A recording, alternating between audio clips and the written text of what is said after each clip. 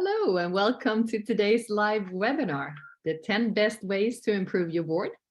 It's always exciting to see so many of you tune in, and I hope everyone is doing well.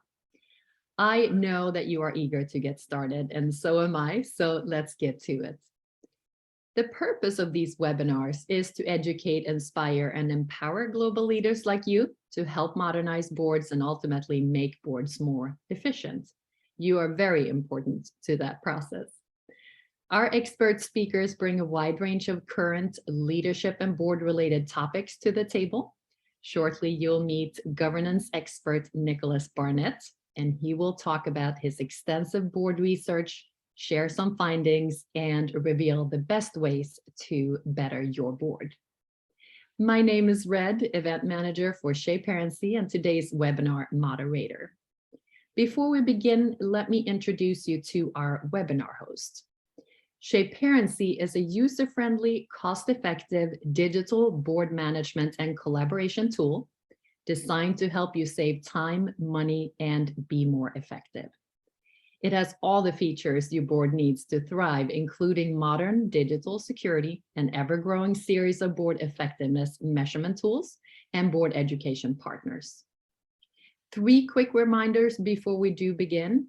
Write your questions in the Q&A section as we go. If we run out of time to answer your question, we will follow up with you after the webinar. The webinar is being recorded and you will receive a link to the recording and to the presentation deck, and that's just within a day or so. If you hold the globally recognized International Board Director Competency Designation, IBDC.D certification, you will receive 1 CPE credit for attending this webinar. Now, I'm happy to present today's webinar speaker, Nicholas Barnett. There is so much to know about Nicholas. You'll get my high-level intro here, and I recommend connecting with him on LinkedIn following this webinar. Nicholas is a governance expert and board practitioner, passionate about helping boards increase their performance and effectiveness. He is the executive chairman at Insync Board Benchmarking and Board Surveys. He has personally carried out performance and effectiveness reviews of more than 180 boards. He has worked with over 400 boards. Nicholas is a fellow of the Australian Institute of Company Directors. Here is Nicholas Barnett and the 10 best ways to improve your board. Welcome, Nick, to our virtual stage. Well, thank you very much, Red. It's a great pleasure to be doing this webinar, and it's a great pleasure to be doing on behalf of Shaparency. I asked the CEO of Shaparency, how on earth did you come up with that name? And I liked the answer. It's a combination of shareholder and transparency. And I think that's a really good thing, to have great shareholder transparency for your board. So great pleasure to be here today. Great pleasure to be talking about the 10 best ways to improve your board. Red, you've mentioned that I've done 180 or more board reviews, and that's true. So what I've done is to try and figure out, when I make my recommendations following a board review, and I normally try and stick to 3 or 4 big recommendations that are going to make the biggest difference. I've figured out that it comes back to 10 main things that I keep telling boards over and over again. So once you've been through this process, it doesn't mean you won't need a board review, of course, but it will mean you'll be better able to figure out what you need to do in certain areas. That's my hope anyway. And Red, you've talked about the desire to educate, inspire, and empower. I certainly hope I can do at least some of those things today for people. And really keen to have as many questions as we can at the end, so I'll try not to overdo the slides. And so, Red, for that, I'm asking you to give me a hurry up if needed, which I'm sure you will do, so thank you. Okay, so board, why do we want to improve our boards? Why would we? And, you know, if you think hard about that, I think it comes down to those two things. Better boards makes better organisations. I wish it was I could see you put your hands up or thumbs up. You know, I'd like to think we all had our hands up. Absolutely, I agree with that. You're not going to have a better board and a worse organisation, and you certainly won't have a worse board and a better organisation. I can promise you that much. I've seen some pretty bad boards in my time, and normally they go with pretty bad organisations. So let's inspire and aspire to having great boards, and with that we'll have great organisations. So what's our involvement in this? Well, we have been in this game for over 15 years, and we've been measuring and improving board effectiveness and performance for organisations. And we think it's important that boards know where are we at. And we've met so many boards along the way that say, yeah, we're pretty good. We had this little chat the other day between our directors, and we reckon we're jolly good. And I say, oh, right, okay, that's interesting. How have you formed that view? Well, it's an internal view of having a discussion with each other. So is that really helpful and valid? And would it help to have some other evidence? And when we've actually challenged them to get some other evidence, I can tell you that many, many examples of boards that think, yes, we're certainly, yeah, we'd probably come up in the top quartile. We'll certainly be probably green when we do this. And surprise, surprise, a lot of those boards turn out to be in the red or in the beige, but certain items go red. So we say, find out where you are, get something that's a bit more robust and rigorous and provides evidence rather than your own internal opinion. And then track that over time. So that's our business. And of course, that's why we'd be saying you should be doing this. And so thanks to many, many people who did the free online survey, the test, because you also got your little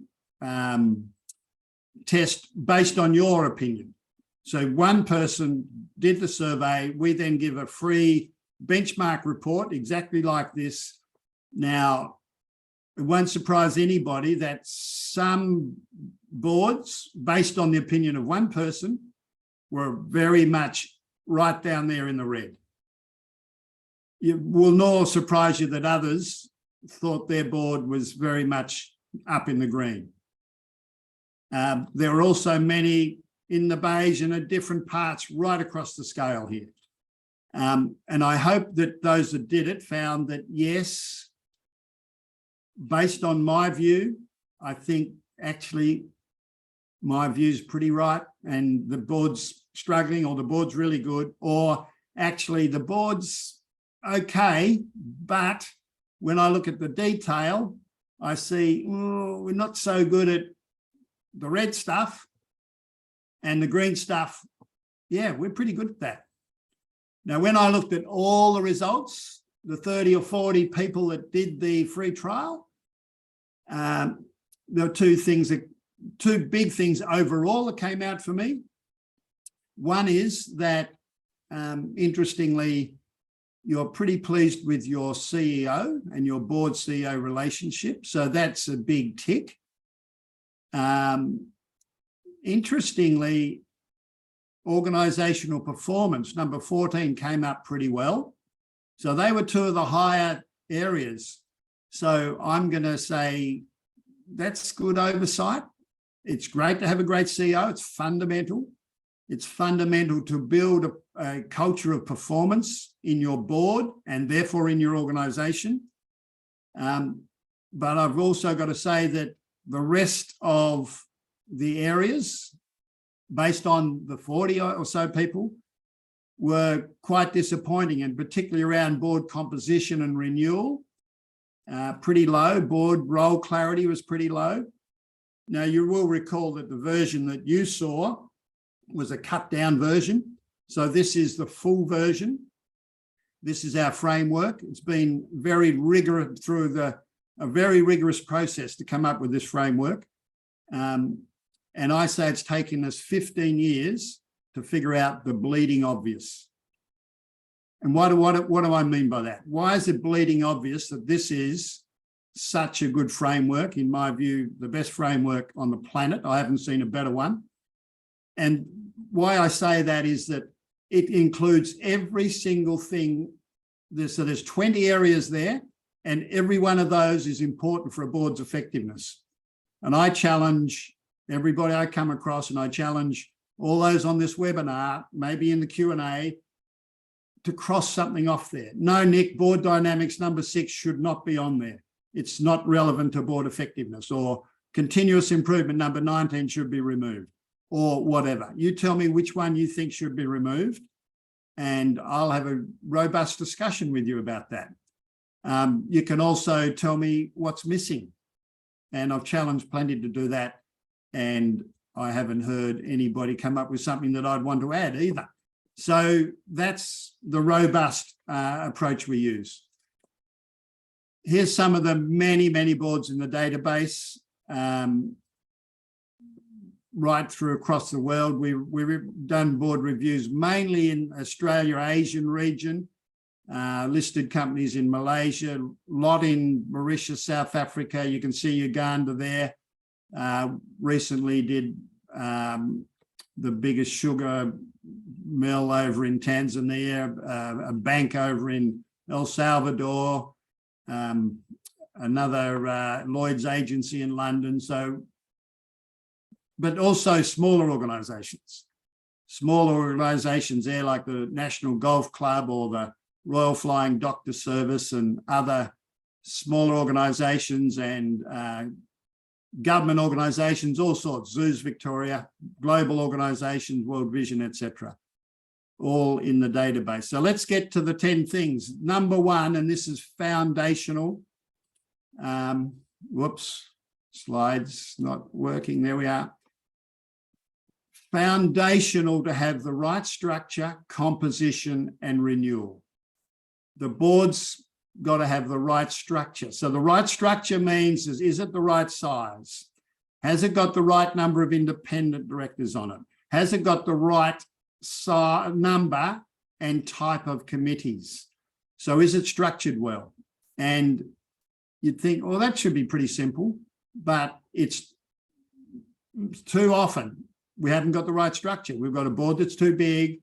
We've got not enough independent directors. We've got committees that we've got way too many committees or the wrong committees. So we'll talk about committees later. Right mix of skills and experience. And I use the word mix there. It's really important to have the right mix of skills and experience. And it's got to be the skills and experience that are relevant for your organisation. Now, that should be blatantly obvious, but I do a lot of skills and matricey work with boards, advising a board of a small bank recently, and they showed me their skills matrix. It had 25 things on it. And I looked at it and I said, you know what? You're missing the very most important skill. And they said, no, we've got them all. Here they all are. And they had M&A, they had marketing, legal, accounting, they had every skill you could think of that you'd think, yeah, that's all great, but they didn't have retail banking. Fundamental that people on the board have the experience in the core operation of the organisation. It should be obvious, but not always. Right blend of attributes. Fundamental as well. So you can't just have the skills and experience. So I was talking, I do a lot of these skills matrices, but then I get pointed out many times, well, how about the attributes? And as a very senior director in this country, in Australia, where I am, said to me just a few days ago, EQ should be the right of entry. You must have EQ to be a great director. And I agree with that person, but integrity, moral courage, leadership are fundamental attributes. And I'll talk more about attributes later. Right chair and a constructive feedback loop for the chair. Good governance, I say, means the chair steps out of the room once a year for 5 minutes. Not a big issue. And that's a constructive feedback loop. And there's also feedback loops during the year if something's going adrift. Because there are, and they're not a lot of boards. Most boards think their chairs are very good, but there are a small number where they don't have that constructive feedback loop. They've got the wrong chair and they're stuck and they can't do a thing about it. The next one is big for me. It's huge. Right diversity and gender is the biggest part of this for me. So happy to answer questions on that later. But not only gender, age diversity, ethnicity, geographic, life experience, and tenure. Tenure is really important too. You can't have everyone there just for, 10, 15, 20 years. You're not going to have renewal by definition. Life experience, I'll never forget the time where I said to a board, and by the way, this is probably 8 or 10 years ago, I looked at them all and I said, look, I'm not sure you've got enough diversity on this board. And they looked at each other and they looked at me. No, we're fine. We're all great. And I looked back at them. I said, well, think about where you all come from. They're all from the same large consulting firm.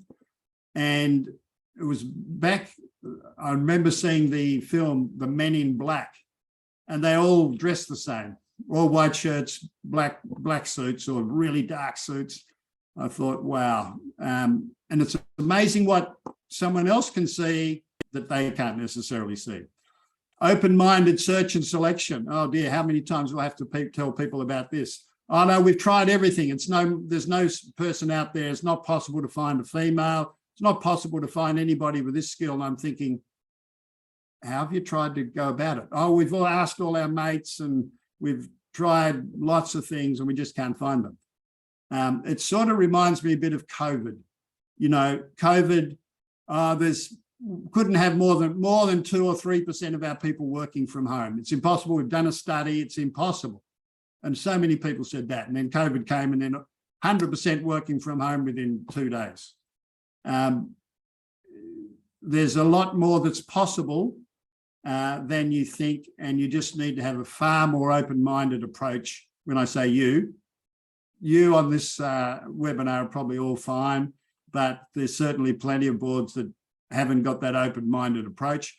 Comprehensive induction, a booster 6 months after the induction, I think it's a great idea. More boards are doing that. Good succession planning for the chair, committee chairs, replacing key skills is also fundamental to, and so this is all foundational stuff.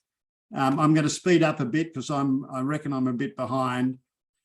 Now, there's a new global governance standard came out last year, and it excites me, but not too many people know about it. I encourage you to have a look at it. And when you get the slides, have a really good look at the slides. Beautiful. Purpose in the middle, not profit. Profit's been in the middle for decades or centuries.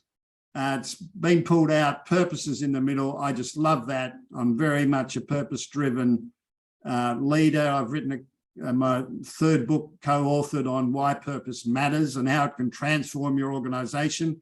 I think it's fundamental. And then I like the 4 pieces around that purpose, around value creation and strategy, and oversight and accountability.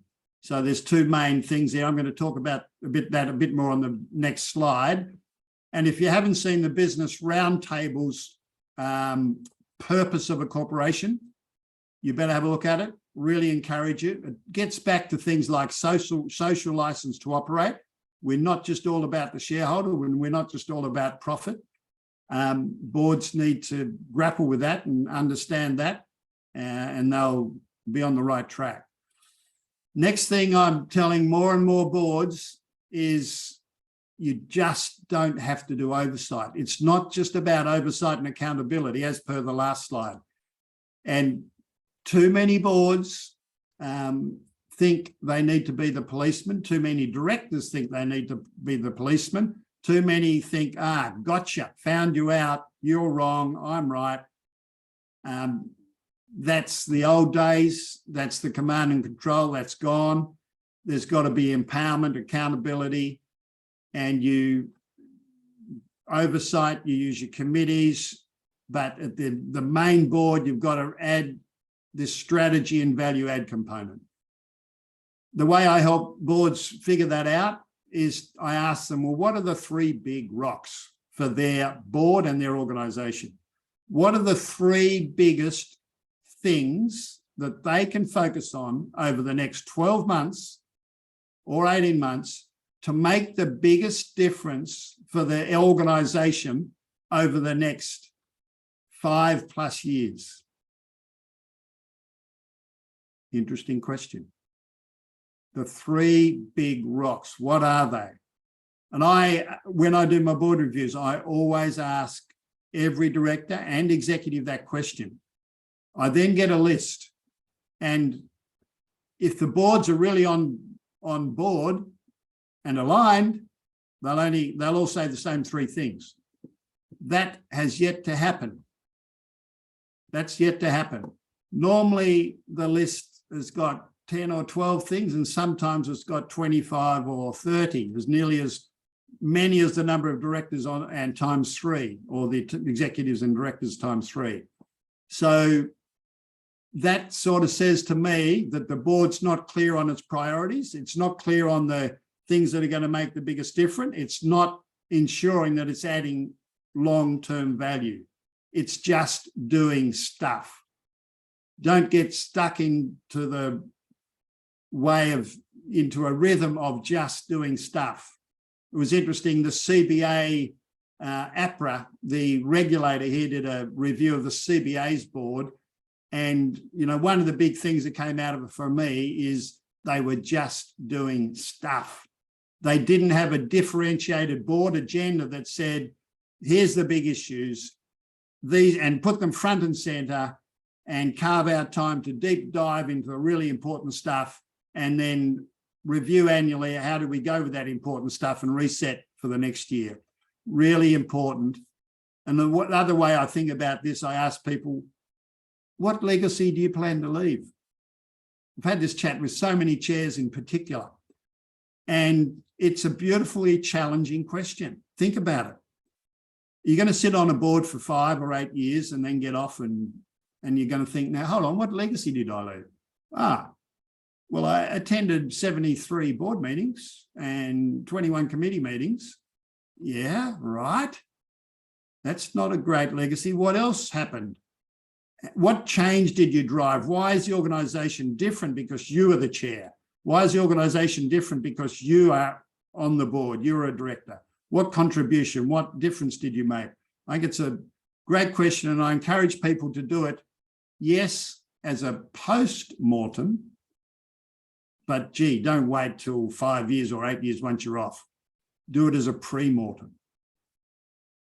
Have a chat as a board, and I talk about board dinners. I love boards that have a board dinner prior to a board meeting, and this is a great time to talk about, well, what legacy are we going to leave as a board? Let's say we're stepping down in all of us 5 or 8 years. What's gone on that we can be really proud of? Really important. Next slide, Nick, press the button. Ah, dear. And just a quick time check for you also, Nick, so that we're on time so we can see all your slides.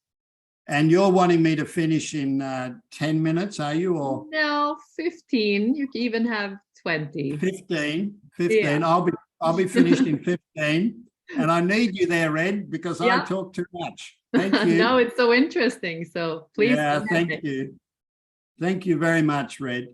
I love this, and it's so fundamental. And I just love boards to think about it as one of those foundations, just like that. Each of these are foundational, but you've got to have the right board structure, composition, and renewal. You must set a high tone from the top. And you are setting some sort of tone from the top, whether you like it or not, you are. Every time you walk into the organisation, every time the board shows up, every time the board calls in executives into the board meeting, every time something's going on, you are setting some sort of tone from the top. So what is the tone you're setting? Are you modeling and championing the purpose, vision, and values of your organization? I hope so. Do you promptly address poor director performance, contribution, and behavior? Now, this is pretty big for me. There's way too many times in the last 6 months and 6 years or whatever, I've seen boards not do this stuff. Chairs not calling out poor performance, poor contribution, or poor behavior. And the old saying, what you walk past becomes acceptable, you're accepting it, and everybody's watching the board, everybody's watching the chair, including the CEO, the execs, and others that are coming and going. So it's fundamental to properly address and deal with those sort of things. Set a high bar for everything. Performance, fundamental, set a high bar for performance. And that means your own performance, and I'll talk about that later too. And your own performance means your own performance as a board and your own performance as individual directors. You can't expect a high-performing CEO and a high-performing exec team and for them to have good processes around that if you're not doing that yourself. High bar for integrity, ethics, and culture of your board and therefore of your organisation. A really high bar for risk management and compliance. It needs to be really well embedded, and you better be right on that. And the way you deal with risk management and compliance at the board will largely reflect how it's dealt with in the organisation. And as chair and as CEO, you need to be front and centre. If you've got a risk committee, don't just let everyone else do it. Make sure you show up and you show how important it is to you as well. Sustainability, and we're going to see more and more of this. For me, it's a tidal wave that's coming, or it's on us. And if you don't jump on board, you'll be washed over. And it's not just about E. It's about E, S, and G. Now, embrace negative capability. I'm not going to get too deeply into that, but one of my colleagues, Dr. Susan Ravlek, is an expert in this stuff. She's got a PhD in board and exec behaviours. She taught me a lot about it. And it's about resisting the tendency to react. It's about sitting with uncertainty. Too many boards I'm hear from executives, they say they are panic merchants. I don't know if your board's like that or your executive team think your board's like that. Please, please don't be panic merchants. Please don't react. Take time and ponder. Don't think you need to react to every little thing that happens. And embed continuous improvement. I keep talking about that as well. Too many board reviews. Need to raise the point about the role of the board and the role of the exec team and distinguishing the difference. There is a big difference. What's the board do? What's the exec do? Now, it's not a black and white line. It's not as if you can say, well, that's simple. It's a grey line and there's boundaries that need to move depending on how things are going in the organisation. But you need to have shared agreement on the roles. And you need to have appropriate delegations, appropriate accountability with those delegations. The board needs to be, most boards need to be more strategic and less operational, less involved in the day-to-day, less involved in the management of the organisation. And my first book, GPS for Your Organisation, and GPS stands for Guidance and Positioning Statements. That's a little thing from my book on the right-hand side there. So we've got aspiration or vision, purpose, values, goals and tagline and strategic plan, business plan, budget, and then everyday actions. And I'll never forget, it happens too often, sit in a board meeting and they said, yeah, we're pretty good today. I said, okay, righto, we've just sat in here for 2 hours. Where do we spend most of our time just now? Actually, we spent it at the bottom of this triangle. Ah, right. And where did we say before we started we needed to be spending the time? Towards the top of the triangle. Right, okay. How are we going to get better at that? And I'll talk a bit more about that. How do we iteratively improve how we go as a board? Build strong relationships and dynamics, fundamental, particularly post-COVID, where we've all been locked away. We've all been trying to do stuff via Zoom. Hard to build relationships, trust, respect, and rapport over Zoom. But it's possible. A lot of boards that, you know, took it really seriously, made sure there were virtual tours for new inductees, that there were plenty of group sessions and one-on-one sessions with new directors, and many others said, oh, it's too hard, we won't do anything. Anyway, hopefully that's behind us. Hopefully we can get back to meeting in person and building those relationships. And I say to boards, I say to everybody, not just boards, I say, if relationships are really strong, an issue this big will actually be this. Oh, yeah, we'll handle that. There's no problem here. But if relationships are bad, this tiny little issue will be blown way out of proportion. So this is so fundamental, so important, and so difficult for boards. And one of the big challenges is, and I ask lots of boards, are you a team of champions or are you a champion team? And there's a very big difference. And a lot of boards, you look at the board and you say, wow, that is the best group of directors I've ever seen. They are awesome. But they're all ex-CEOs and they've all got a big ego and they all want to tell the existing CEO how to do things and that they're not good enough and da-da-da. And it can be an absolute disaster. They're a team of individual champions. They haven't figured out how to be a champion team. Fundamental.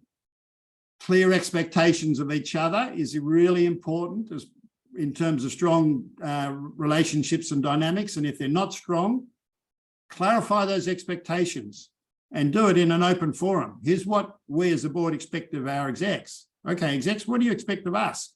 It's a two-way street. It's got to be two-way. It can't just be top-down.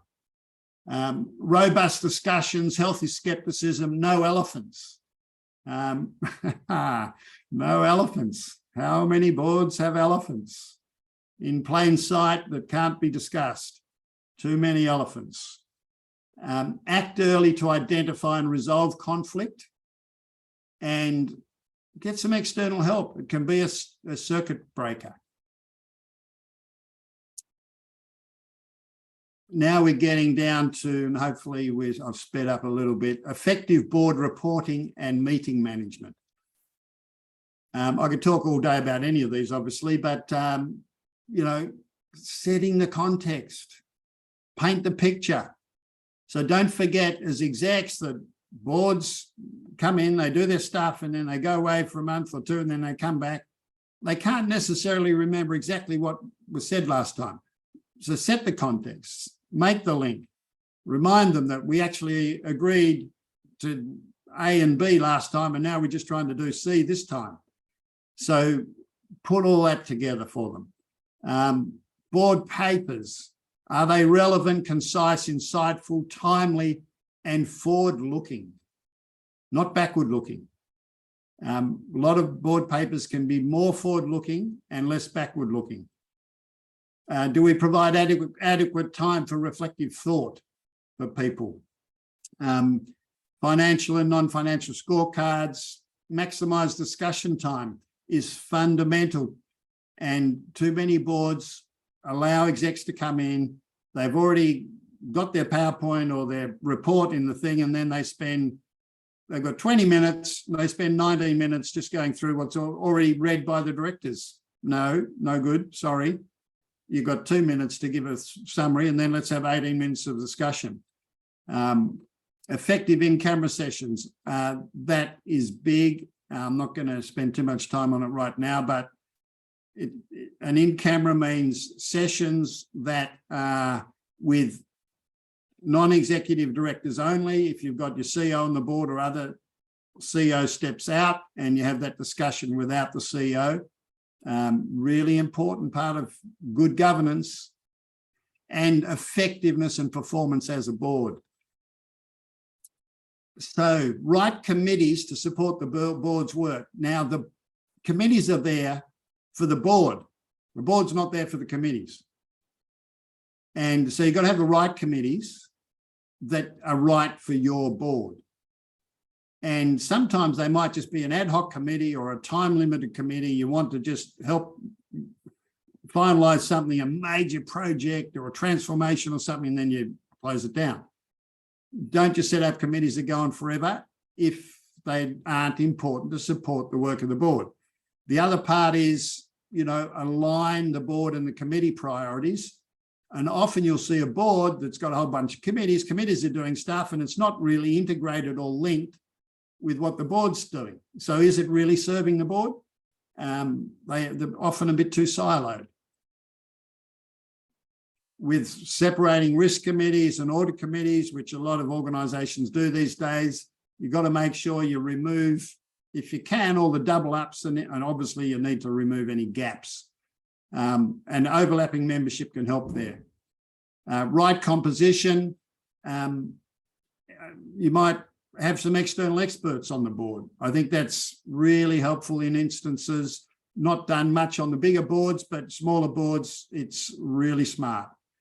I'm not going to cover all those because we're going to keep moving. So one of the lowest areas in the survey, and that's the interesting part about a survey, by the way, some things will have a higher response and some will have a lower response. So the chair is effective would normally have a much higher response than our leadership. Our oversight of our leadership talent pool is great, or we have good succession planning for execs. So if you don't know that, and if you do your own survey and you see, oh, yeah, the chair's doing a great job on a 7-point scale, 5.5. Leadership talent pool or succession planning, also 5.5, 5.5. Oh yeah, we're pretty good at everything. Wrong. On a benchmark basis, you've got that chair's not working for you, because the average is closer to 6 or 6.2 or something. And your succession planning is normally one of the lowest, which is, you know, below 5 normally on a 7-point scale. So you can't just look at the average score and say, oh yeah, we're pretty good at everything. It depends on the item. This is not done well by most boards. And gee, if it's done well, it can add a lot of value. Embed continuous improvement. So this is all about, and I'm happy to take questions on driving iterative improvement. There's pretty simple ways to do that. These are the big things in terms of individuals. And, you know, some of the really big senior directors in this country say, look, one of the best things I've ever learned is how to listen and be open-minded, and how to improve my way I do things, my personal attributes. And I think, wow, I thought you were going to tell me the biggest thing you've learned is technology or this or that, and it's about those individual behaviours and how you work as a team. I will keep going because I know Red will rouse me up in a minute. This is a bonus slide. I'm just added this in because we talk a lot about ESG, and it's too much of it's just all about climate, but it's actually ESG. It's all about all of that. It's all about sustainability. And I was talking to one of our colleagues in Malaysia, one of our global board benchmarking partners in the last few days, and he pointed out, well, one of the largest companies up there sells rubber gloves. During COVID, it went from $1 to $10 in shares. It was going ballistics, making rubber gloves like you wouldn't believe. Then one day, all these rubber gloves were on the ship to the US, and the US said, sorry, can't come in. Modern slavery in your supply chain, send them back, not interested. Guess what happened? Share price now 85 cents. Now, should the board be on top of that? Of course it should. A massive issue, and you know, that's social license to operate. It's big globally and it's getting bigger in a lot of countries, and you need to be on top of these things. just to finally, we've got 3 main brands. Board Surveys is more of a self-service, really low-cost brand. Board Benchmarking's sort of in the middle there of very good value board reviews, and that's the one you've done. And then Insync, if you want to have interviews and all that sort of stuff and get a more high-touch review, we use our Insync brand there. And I've included a few slides here, web links. We've also got a giveaway. You subscribe to our Board Surveys mailing list by 30 September. You click that link, subscribe. We're going to give away 1 free survey and benchmark report. So hopefully you're the lucky winner of that.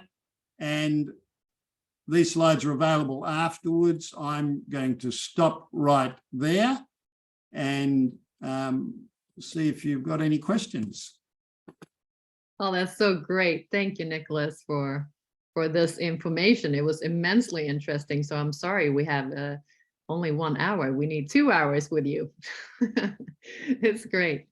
And I am going to jump right into the questions. I see there are some coming in here. And also, if you haven't added your question as of now, then please do so in the Q&A box. If we can't get to all the questions, of course, we will follow up with you. Nick, how do you see mandatory retirement age requirements affecting boards over the next decade? I guess, so thanks, Red, and thanks for whoever's put that question in. I think it's refreshing, to be honest. In one way, I do get that people say, well, there's a lot of heritage and a lot of IP that'll be lost as you lose the older and the longer term serving directors, and I get that. My view is that boards generally that I see, the average tenure is probably longer than it could be or should be. One thing that I do ask boards to think about these days is how quick is the environment changing and your industry? How quick's that changing? Then I say, how quick's your organization changing and adapting to that? And they say, well, probably not as quick as it should be. And then I ask what I think is the next really important question. How quickly is your board changing to adapt to what your organization needs are and to adapt for the speed of the industry and change that's going on? Now, most say, well, actually, our board's not changing fast enough. And how are you going to make your board change a bit faster? And that's going to be by ongoing renewal. So, I think that's a two-edged sword, this one, about tenure and age. So, yeah, look, it's a difficult one, but I'm on the side of being a little bit more nimble and speedy and relevant than on the side of, but you need a balance, that's the right. So it's a miss. That was slide number 1. That's diversity, and diversity of, you can't have all people that have only been there a year, and that's part of succession planning. And nor can you have only people that have been there 10 years. So hopefully that answers that question. Thank you, Nick. Great overview, Nick. Thanks, says Andrew. What is your view on observership and other board internship programs? Yeah, look, I'm very keen on that for in the right organizations, and I know a lot of organizations do it and do it well. I probably would think about doing that in committees. So have observership and internships in your board committees. That's a really good grounding. And a lot of boards will actually bring in an observer into a committee, or even an external expert to sit in on the committee. So there's 2 approaches there. And depending on how things go, wow, we've seen enough about this person, we need that person on the board, for example. And a lot of organizations, bigger ones, obviously have a lot of subsidiaries. So a lot of organizations, the big ones, use those subsidiaries as sort of putting their interns and putting their people through. So yeah, I'm in favor of it. Needs to be done wisely, and you've got to choose the right people, but you've got to help people start somewhere. I always say, and I ask by hundreds of directors, Nick, help me get on a board, what do I do? And I normally say, look, the easiest stepping stone for a board, number one, start early. Do it in your 20s, not in your, when you're 59 and think, oh, I need to be on as many boards as possible next year. It's a bit late. Do it early, get on a not-for-profit, start getting to understand how boards work. And by the time you're, 30, 40, by the time you're 40 or 50, you've been on 3 or 4 or 5 or 6 boards, and then you're really ready to step up as a great director. Great. Thank you, Nick.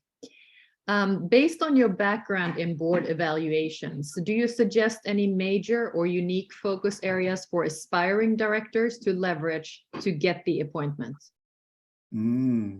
Very interesting question. Look, no is my answer, because for me, it's all about you. It's all about you and your unique abilities and talents. And you need to figure out what are they. And if you want to get on a board, you're one of, maybe 100 people who want to get on a particular board. So you've got to differentiate yourself. Why are you different? Why are you special? Why should you be on that board? And you've got to figure out who you are. We are human beings. We're not human doings. So who are you? Who are you? Are you a leader? Are you a strategic person? What's your background?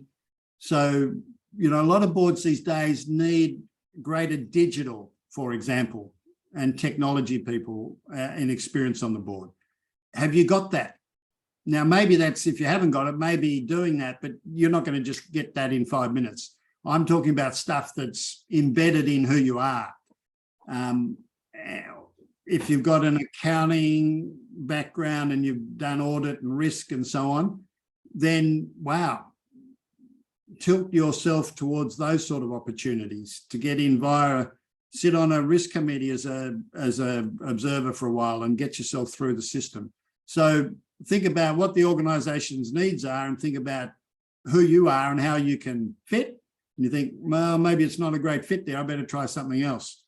And one last thing, I'll never forget, a chair said to me, look, I've had 100 resumes. I'm not accepting one of them. So there's got to be one there. Come on, put yourself together. No. I said, why on earth? I don't reckon not one of them are there because they're passionate about our organization's business. They just want to have our beautiful company on their resume. So, wow, okay. So don't forget about that. Are you passionate? Show your passion, and that's a big plus as well. Hope that helps. Oh, that's great. Fred asks, appreciate your insight, Nick. How do you manage a disruptive founder / director, given directors are appointed by shareholders? Oh dear, I've had this many times, and it's a tough one. Yeah, so the best way to do it is to walk around the block with that founder and try and help the founder understand that they were one of the best founders on the planet, and they've got this organization going incredibly, and they've left a great legacy, but maybe, just maybe, they're not the right person now to lead the organization. Maybe the organization's in a different space. So I've had that discussion many times with many founders, and sometimes those discussions have gone really well, and that founder has decided that I think you're right. Actually, I'm going to step out of the chair role, or I'm going to actually go down a rung, and we're going to put an MD right over the top of me. And occasionally that hasn't happened quite so well. So that's a tough one. I'd be happy to chat to, was it Fred or whoever it was? Fred. Afterwards. So my details are there. And if I can help with anybody with any of this stuff, and you've got my email address, be delighted to chat to you further. Perfect. We have Jane also.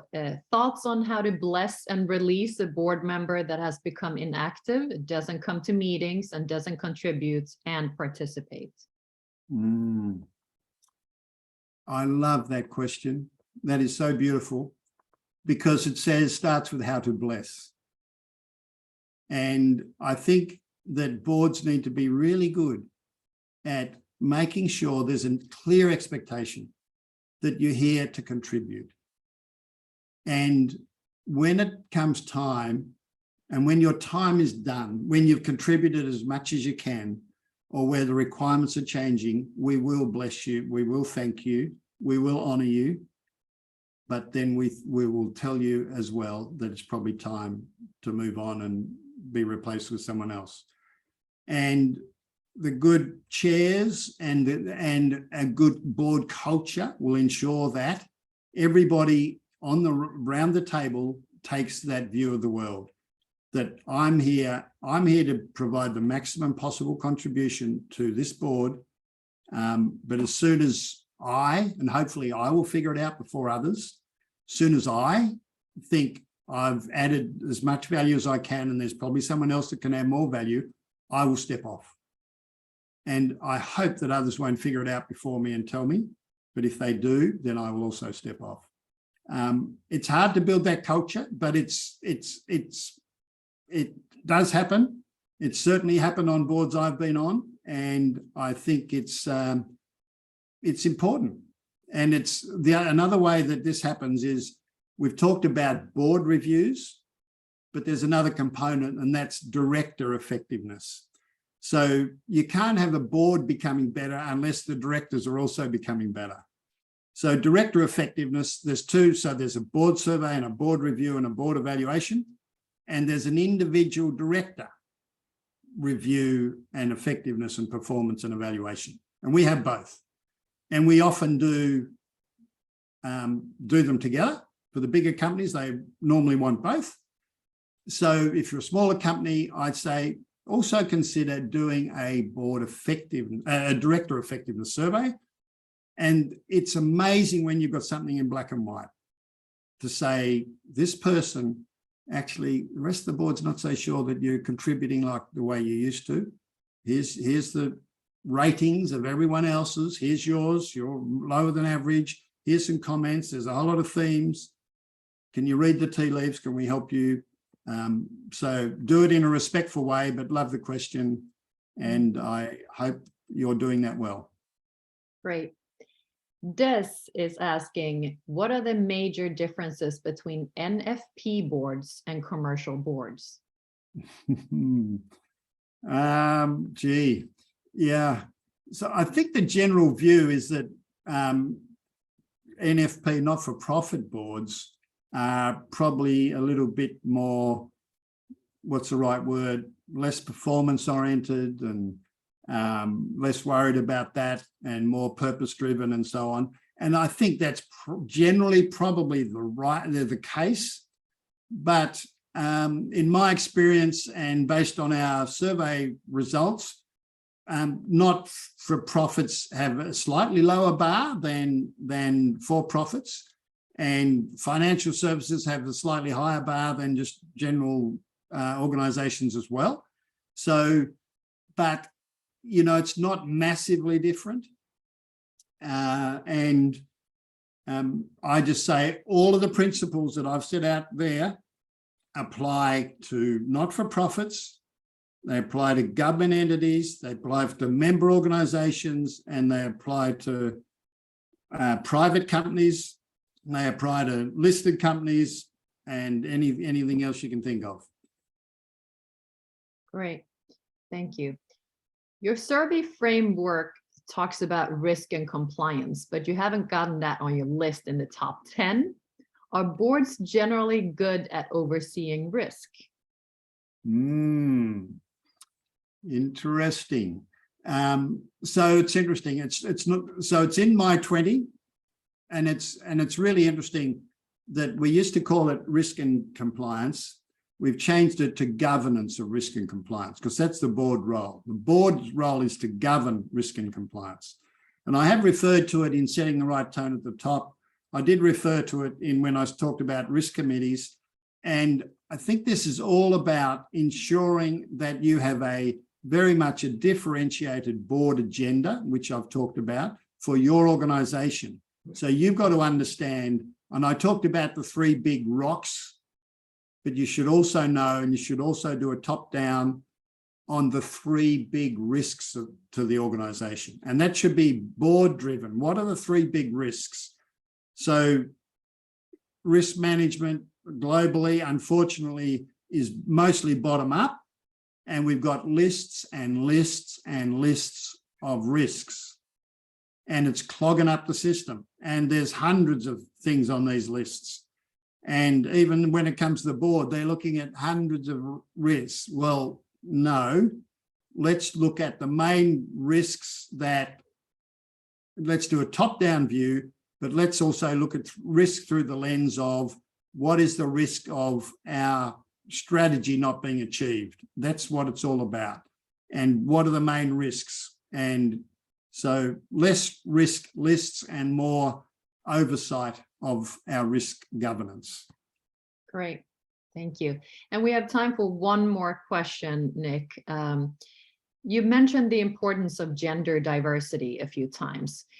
Is there evidence that gender diversity boards are more effective? Have you got 1 hour? No, you haven't. You've got 2 minutes.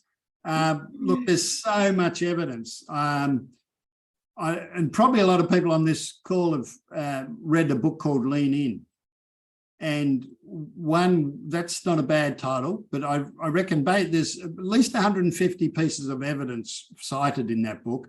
And it could easily be, the title could easily be changed that females make a massive difference in performance. But no one would read that book, or the guys wouldn't read that book, that's for sure, if that was a title. But we've got some research, and in fact, maybe I will send it out with this, with the link, Red, and we did some really interesting research about male-dominated boards and gender-diverse boards. And it was quite a while ago, but the research that we came up with supported all the research around the globe that says gender-diverse boards are way more effective than male-dominated boards. And the reason's not intuitive, and it hit me. So males think this way on a board. Gender-diverse boards think this way. The males on a male-dominated board think this way. The males on a gender-diverse board think this way. But they're the same males. So what's going on? So what's happening on a gender-diverse board? The males and the females change their thinking and behaviour to be more like the group, the team. Males on a male-dominated board just think like male-dominated people. And they make more assumptions, they are less rigorous, and they're less thinking outside the box, whereas when they're in a different group with females, they think quite differently. That blew me away. So the research is clear, and I encourage you to be very gender diverse on your board. It'll make a big difference. Excellent. Wow. Well, thank you everyone for great questions, and thank you, Nick, for great answers and for sharing this with us, and also for the giveaway you mentioned. So everybody will receive that in the follow-up email that you will receive. Nick, if you can take me to the farewell slide so everyone can see that.